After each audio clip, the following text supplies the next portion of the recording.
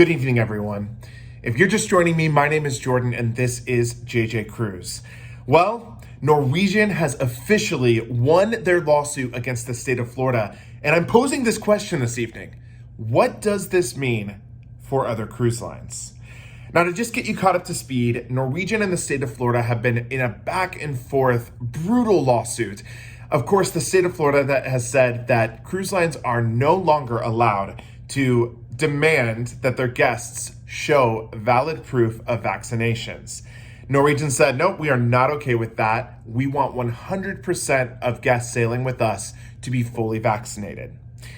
So this meant, of course, that Norwegian just has not been sailing. We have had Royal Caribbean, Carnival, MSC, and now Disney Cruise Lines all starting back up and issuing very specific instructions for those that are vaccinated and those that are not vaccinated. And the two paths to cruising for these guests have been very, very different. However, based on what the judge ruled this evening, Norwegian can now sail too, and they will have their first sailing out of the state of Florida, out of the port of Miami, on the Norwegian Gem on August 15th. Now, the judge in this case was Kathleen Williams, and she stated that she didn't feel like Florida provided basically enough evidence in a 60-page document to stop Norwegian from basically demanding vaccine cards from their passengers. So what does this mean for other cruise lines? Like I said, we now have all these other cruise lines, actually, and Celebrity, 5 other cruise lines, Royal Caribbean, Celebrity, Disney, Carnival, and MSC, all restarting cruising, all, allowing passengers to opt out of showing their vaccine cards. What does this mean for them? Now, we also know that Royal Caribbean has issued some guidance that on some of their September sailings on Symphony of the Seas or other sailings that are visiting the island of St. Thomas must provide proof of vaccination. And I still have been sitting by wondering how this is going to work.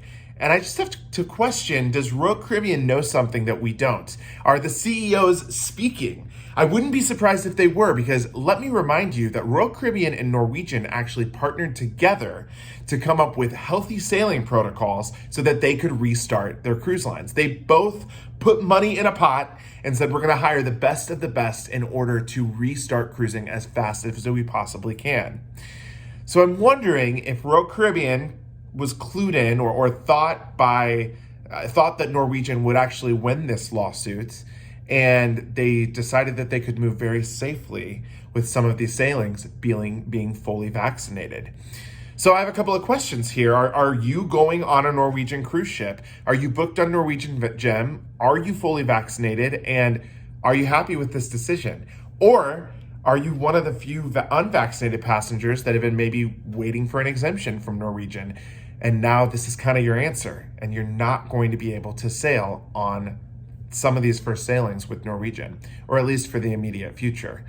I'm very interested to see what's going to happen here. I think that it's also very interesting in the hearing that occurred on Friday, the Surgeon General and state representative both hinted at the fact that this would go to the U.S. Supreme Court if the judge decided to side with NCL.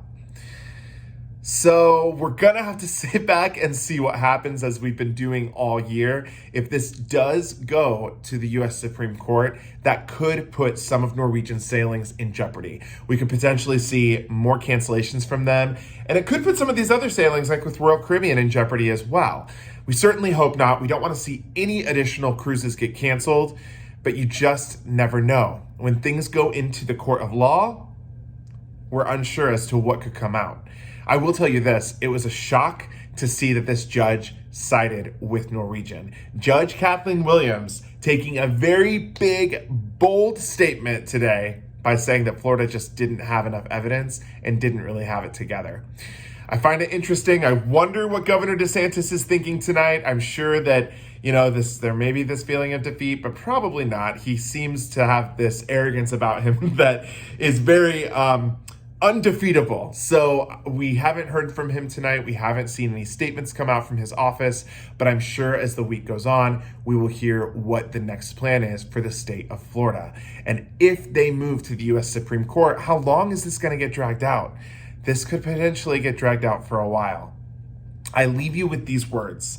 Cruising is in a constant state of change, and we all know that we have to be flexible. I want to remind you, as I did in my last video, the cruise lines really have our best interest in mind, and they are really here to make sure that we stay safe and that we can keep cruising in a safe way. If you liked our video tonight, if you could hit that subscribe button, hit the like button, share this video with a friend, and until next time, see ya.